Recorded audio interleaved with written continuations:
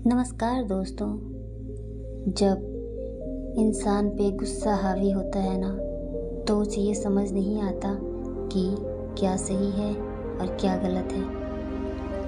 अगर इंसान सिर्फ कुछ पल के लिए अपने गुस्से को थाम ले, तो शायद वो जो दुर्घटना गुस्से की वजह से कर बैठता है वो ना हो। पंकज एक गुस्सैल लड़का था। वह छोटी छोटी बात पर नाराज हो जाया करता था और दूसरों से झगड़ा कर बैठता था। उसके इसी आदत की वजह से उसके ज़्यादा दोस्त नहीं थे।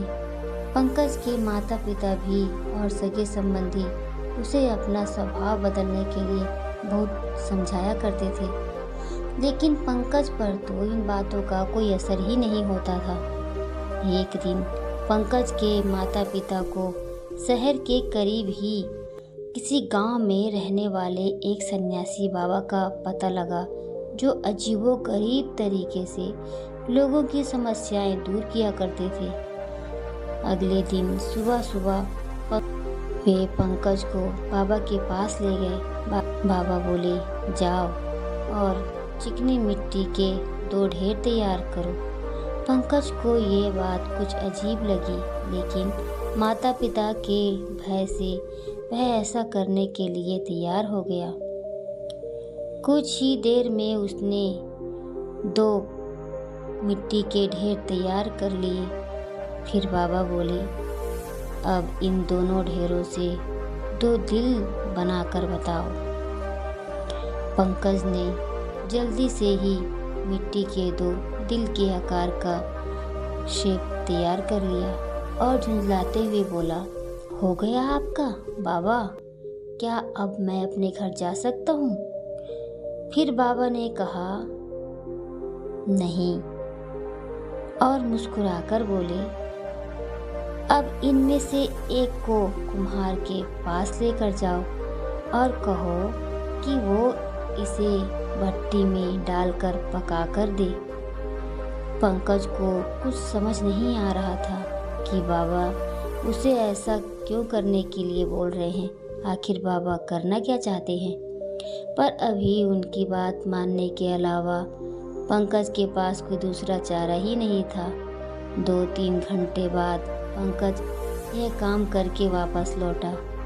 यह लो रंग, और इस दिल को रंग कर मेरे पास लेकर आओ। बाबा ने उससे कहा, आखिर आप मुझे ऐसा करने के लिए क्यों बोल रहे हैं? पंकज ने झुंझलाते हुए कहा, इन सब बेकार के टोटकों से क्या मेरा गुस्सा शांत हो जाएगा? क्या मैं आपको शांत दिखाई दे रहा हूँ? बल्कि आपके ऐसा करने से मुझे और गुस्सा आ रहा है। पंकज घबराने लगा। फिर बाबा बोले, बस बेटा, यही आखिरी काम बचा है। पंकज ने चैन की सांस ली और भट्टी में पके उस दिल को लाल रंग से रंगने लगा। रंग जाने के बाद वह बड़ा ही खूबसूरत लग रहा था और आकर्षक भी। पंकज भी अब कहीं न कहीं अपनी मेहनत से बहुत खुश था और मन ही मन यह सोच भी रहा था कि वो इसे ले जाकर अपने रूम में लगाएगा। वह अपनी इस कीर्ति को बड़े ही गर्व के साथ बाबा के सामने लेकर आया। पहली बार उसे ऐसा लग रहा था कि शायद बाबा ने उससे जो जो काम करवाया ठीक ही करवाया है और इसकी वजह से वह गुस्सा करना जरूर छोड़ देगा। तो हो गया तुम्हारा काम पूरा? बाबा ने पूछा। जी हाँ बाबा, देखिए ना, मैंने खुद इसे लाल रंग से रंगा है। पंकज बड़े उत्साहित होकर बोला, ठीक है बेटा, ये लो हथौड़ा और मारो इस दिल पर। बाबा ने पंकज को आदेश दिया। पंकज की तो जैसे आंखें ही बाहर आ गईं। उसने कहा, ये क्या कह रहे हैं आप? मैंने इसे इतनी मेहनत से तैयार किया है और आप मुझे कह रहे हैं कि मैं इसे तोड़ दूं? पंकज ने इस बात का विरोध किया। पंकज ने बाबा की बात को न मानना चाहा। इस बार बाबा गंभीर होते हुए बोले, मैंने कहा ना, मारो हथौड़ा। पंकज ने तेजी से अपने हाथ में हथौड़ा लिया और गुस्से से दिल पर वार किया। जिस दिल को बनाने में उस पंकज ने आज दिन भर काम किया था, उस दिल को उसने एक झटके में टुकड़े टुकड़े कर दिए थे।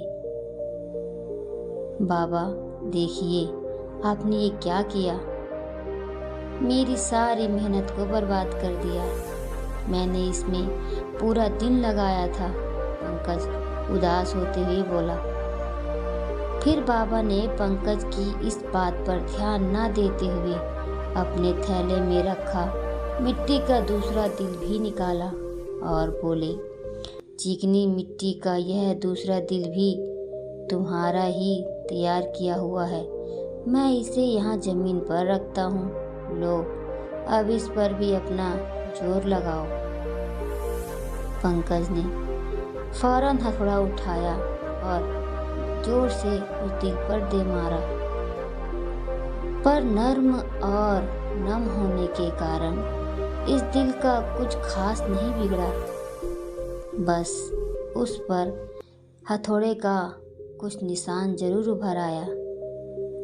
तब पंकज ने बाबा से कहा, अब आप खुश हैं? आखिर ये सब कराने का क्या मकसद है आपका? मैं घर जा रहा हूँ। पंकज यह कहकर आगे बढ़ने लगा। ठहरो पुत्र, बाबा ने पंकज को समझाते हुए कहा, देखो, जिस दिल पर तुमने आज दिन भर मेहनत की वो कोई मामूली दिल नहीं था। दरअसल में वो तुम्हारे असल दिल का ही एक रूप था। तुम भी क्रोध की भट्टी में अपने दिल को जला रहे हो, बिल्कुल इसी दिल की तरह उसे कठोर बना रहे हो। नासमझी के कारण, अपनी बेवकूफ़ी के कारण तुम्हें ऐसा करने में ताकत का एहसास होता है। तुम्हें लगता है कि ऐसा करने से तुम मजबूत दिख रहे हो। क्या तुम मजबूत बन रहे हो? लेकिन जब उस हथौड़े की तरह जिंदगी तुम पर एक भी वार करेगी ना, तब तुम संभल नहीं पाओगे और फिर उस कठोर दिल की तरह ही तुम्हारा भी दिल चकनाचूर हो जाएगा। अभी भी समय है पुत्र, संभल जाओ। इस दूसरे दिल की तरह नर्म बनो। जरा देखो इसे, इस पर तुम्हारे वार का असर तो हुआ है, पर ये दूसरे दिल की तरह टूटकर बिखरा नहीं है। ये आसानी से अपने पहले रूप में आ सकता है। ये समझता है कि दुख दर्द जीवन का एक अभिन्न हिस्सा है और उन्हीं की वजह से ये टूटता नहीं, बल्कि उन्हें अपने अंदर सोख लेता है।